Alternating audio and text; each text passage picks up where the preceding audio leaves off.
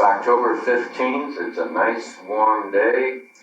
Unfortunately, it's cloudy and I think we're going to have rain.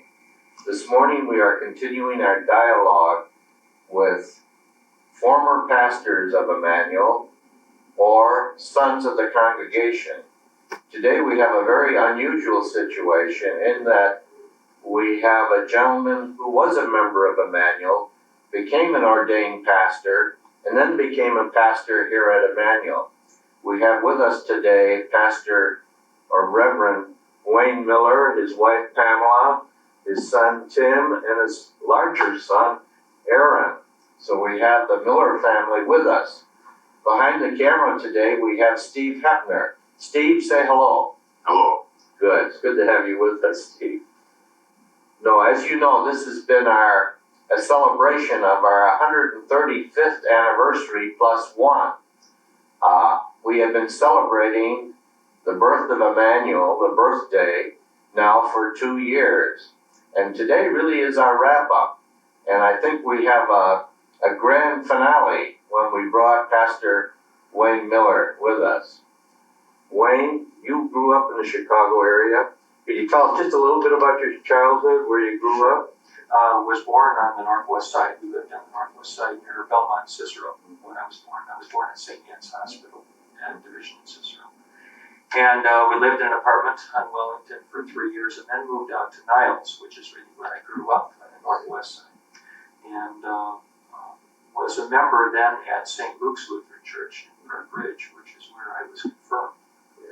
And then we moved churches and became members of Resurrection Church in Niles, Morton Grove. It was a mission church in the congregation. We'd never been part of a mission experience, and so that'll be kind of fun to do the meeting in a church dinner in a school gym for church and so forth. So we did that for a few years, which was a good experience. And went to school in Park Ridge at Maine South. Where did you do your undergraduate work? Did my undergraduate work at Augustana in Rock Island. Okay. And graduated in 1972 with a Bachelor of Music Education degree. Majored in voice and choral music. As a matter of fact, you were a member of, what is this famous choir or chorus? Chicago Symphony? Chicago Symphony Chorus, right. I sang with them professionally for about 5 years. Tell me, is it a requirement that a pastor sing? No, it definitely is. It is a requirement. No. I tell you, almost every pastor I know has a great voice. I mean, well, it is interesting, I think, in our tradition. There's always been in Lutheran tradition a close connection between music and the faith. And that goes all the way back to Luther himself, who was a musician and composer and so forth. There may be something to that in terms of focus. And Pam, you're a daughter of the congregation. I mean, you were confirmed here in Immanuel, weren't you? That's great. And, well, I was going to, and I will, ask Wayne what his greatest accomplishment was here at Immanuel, but I think I know what it was. I think it was when he met you. But when did you start? You became a member of Immanuel, did you not? I came to Immanuel as a visitor first in 1977, and then joined the church in 1978. Okay. And I was single again at the time. I had been divorced, and I moved to the Rogers Park area and started coming to. That's great. And you had a period in your life when you were, how do we put it, part of industry, or you were a working man, a layman? Yeah, I worked from 1976 to 1981. Worked in the business community. First as a buyer and purchasing agent, and then actually moved into engineering work. I moved sort of the direction that's opposite the way most people move. I do not have a technical education, but through experience as a technical buyer, I moved into a position where the company that I was with brought me into the area of project engineering and tool and die design. So you were well on your way to a an industrial career when the Spirit moved you or something moved you to go back into the ministry or go into the ministry. And that occurred while you were here in Immanuel, Yes, is that correct? that is true. Right. Good. Have you found your business experience to be helpful to you at all? Absolutely.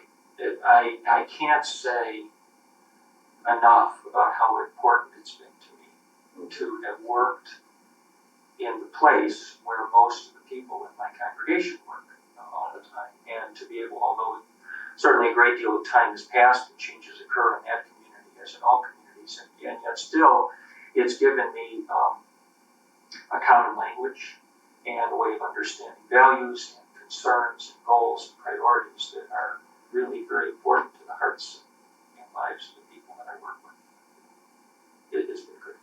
Yeah, I can see where that would be helpful, tremendously helpful.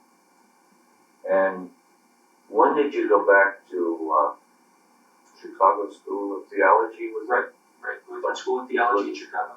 I went in 1981. Pam and I were married in 1980.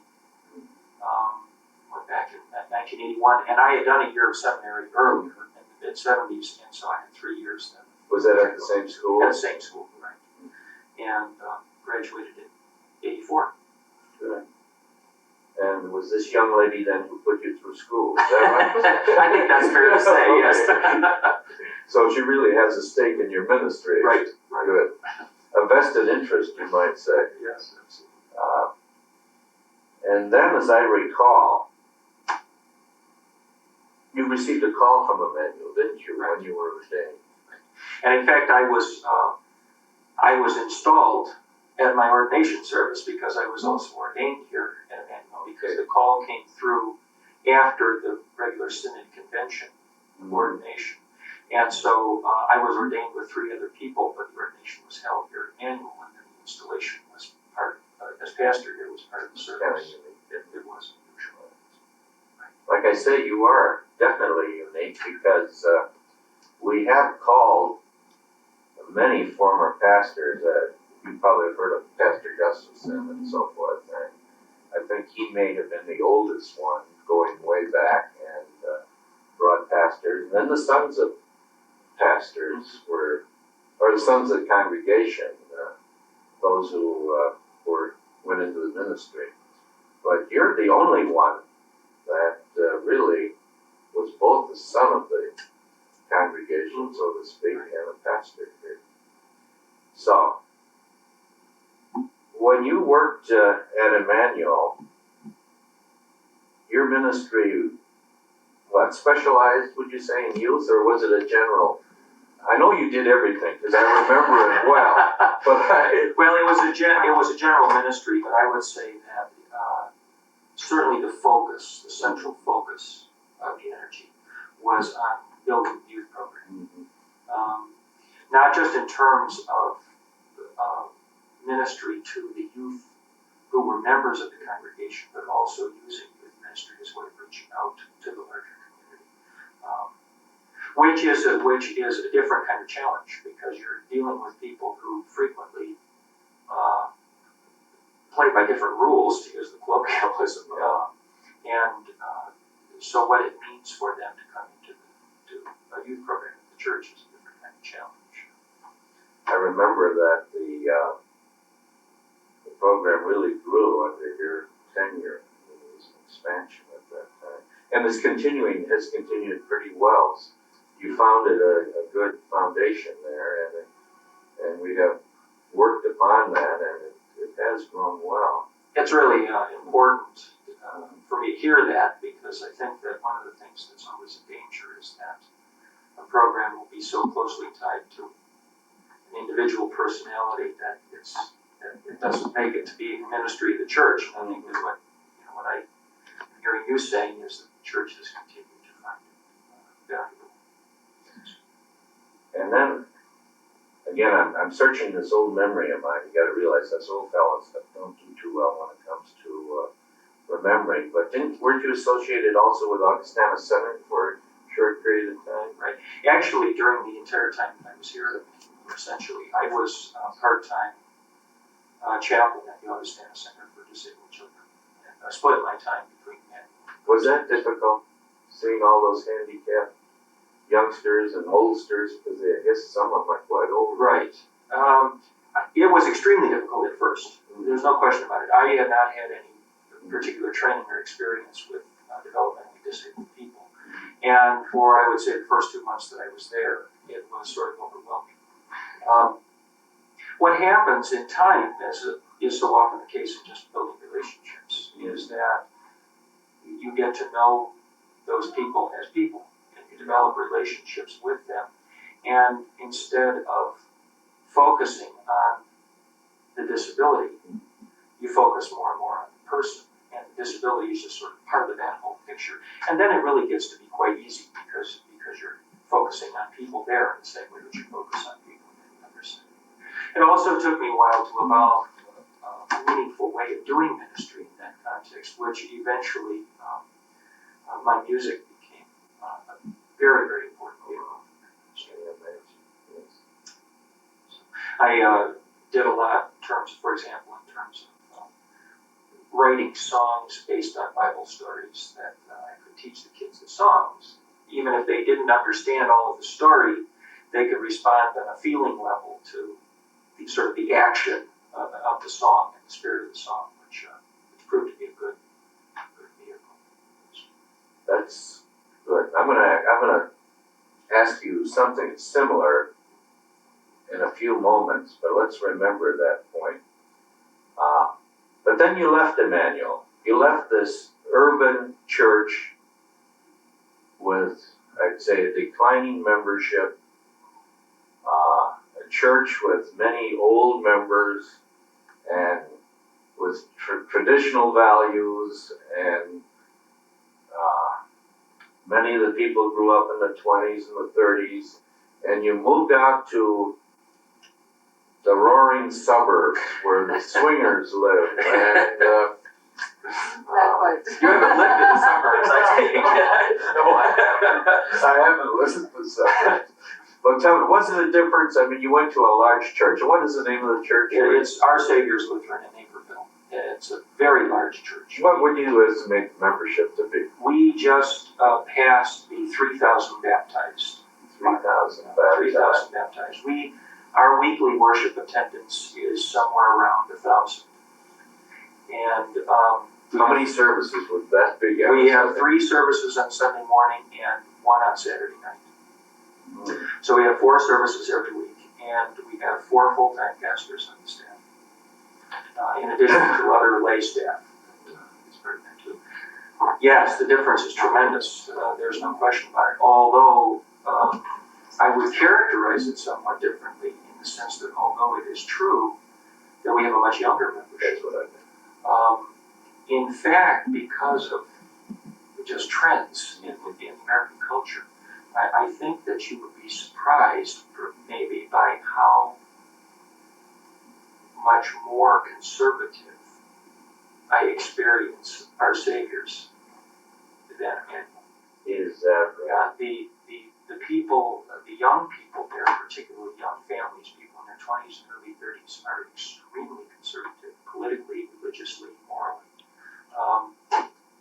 And I find that in the urban church, because of the fact that for a lot of people, the old conservative ways of doing things aren't working so well, they tend to be more open to trying new things that are really different than what they've done.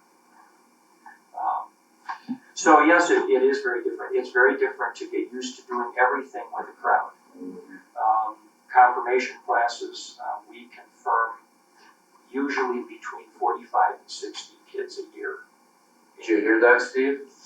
My goodness.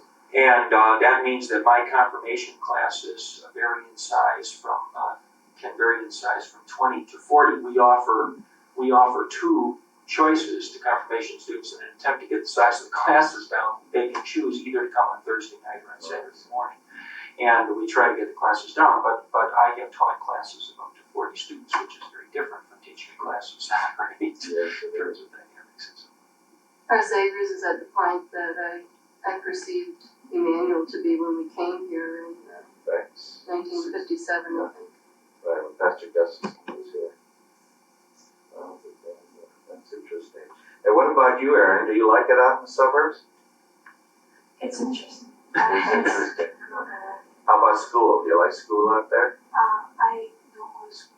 Oh,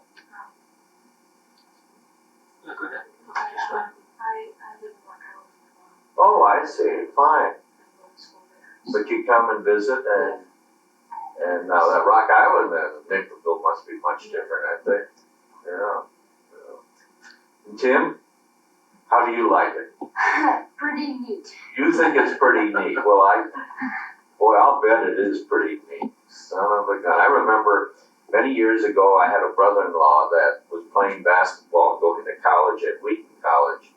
So we would drive through that neighborhood, Glen Ellen, and then sometimes go down to Naperville and Downers Road. But it was small at that time. Right now, it must be booming.